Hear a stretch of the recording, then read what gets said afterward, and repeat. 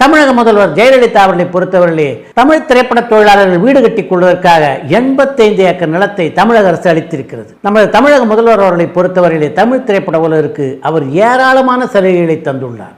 இனியும் சலுகைகளை கேட்டு தமிழக முதல்வரை நாம் தொந்தரவு செய்ய வேண்டாம் என்று வானலாவ ஆரம்பத்திலே ஜெயலலிதாவை புகழ்ந்த ரஜினிகாந்த் அதற்கு பின்னாலே விமர்சன அம்புகளால் அவரை துளைத்தெடுத்தார். நான் இப்போ ரொம்ப டென்ஷனாக இருக்கேன் என்றபடி முதல்வர் ஜெயலலிதாவின் பக்கம் திரும்பியவர், நீங்கள் திறந்து வச்சிங்களே ஃபிலிம் சிட்டி, அதை திறந்து வச்ச போதே சிவாஜி சாரை நீங்கள் கௌரவித்திருக்க வேண்டும். ஆனால் நீங்கள் அதை செய்யலை, அவரை மதிக்கலை. அந்த விழா மேடையிலே சிவாஜியை உட்கார வைத்து அவரை கௌரவப்படுத்தியிருக்க வேண்டும். அதையும் நீங்கள் செய்யலை. அது தப்பு.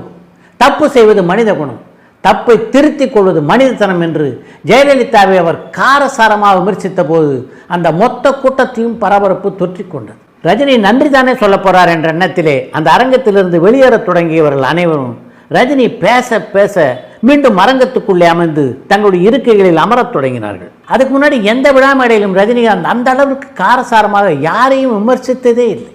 ஆனால் அந்த தப்பை இப்போ நீங்கள் சரி பண்ணிட்டீங்க. சிவாஜிக்கு இப்படி ஒரு பிரம்மாண்டமான பாராட்டு நடத்தியது மட்டுமின்றி அந்த விழாவிலும் பங்கு கொண்டதன் மூலம் அந்த தப்பை நீங்கள் சரி பண்ணிட்டீங்க. தப்பு எங்கே நடந்தாலும் அந்த தப்பை நான் சுட்டி காட்டுவேன். அது ஒரு குடிமகனோட உரிமை. ஒரு நடிகன்ற முறையில் அந்த உரிமை எனக்கு கொஞ்சம் கூடுதலாகவே இருக்கிறது என்று ரஜினிகாந்தனுடைய பேச்சை தொடர்ந்த போதுதான் அன்று அவர் பேசிய பேச்சு தற்செயலாக பேசிய பேச்சல்ல என்பதும், ஜெயலலிதா விமர்சிக்க வேண்டும் என்பதற்காகவே ஜெயலலிதா பேசி முடித்த பின்னர் நன்றி உரை நிகழ்த்துகின்ற வாய்ப்பினை அந்த விழா அமைப்பாளரிடம் அவர் கேட்டு பெற்றார் என்பதும் அந்த விழா அமைப்பாளர்களுக்கு தெரிய வந்தது.